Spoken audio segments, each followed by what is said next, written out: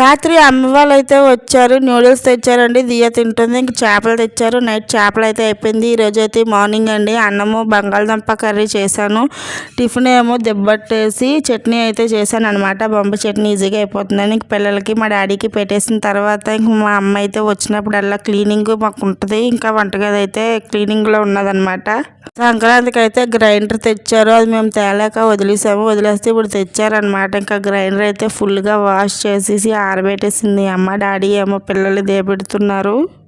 ఎప్పుడో వస్తారు కదా మా డాడీ, ఎప్పుడు వచ్చినా మా డాడీనే దేబెట్టమంటారు. స్కూల్ దగ్గరే నడిచి వెళ్ళిపోవచ్చు కానీ అదొక ఆనందమైన క్షణం అనమాట. మా తాతయ్యతో బండి మీద వెళ్ళాను అని అనమాట. అందుకనేసి అయితే తీసుకెళ్ళమన్నారు.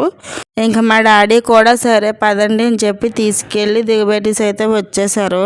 మా డాడీ వచ్చిన తర్వాత టీ తాగి టిఫిన్ అయితే చేసేసామండి. ఇంకా ఇందాక గ్రైండర్ అయితే కడిగింది కదా, ఇప్పుడు సీజనింగ్ చేద్దామని నానబెట్టిన బియ్యం అది వేసి స్టార్ట్ చేసాము. మా ఆయన అయితే స్టార్ట్ చేశారు.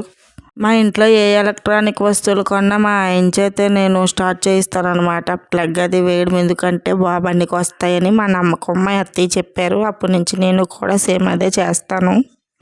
అవి రాళ్ళు కదండి, కొంచెం మట్టి అది వస్తుంది. మనం ముందుగా ఏదైనా వండుకుంటే మట్టి కలిసిపోద్దని ఇలా చేస్తారు. వీడియో నచ్చితే సబ్స్క్రైబ్.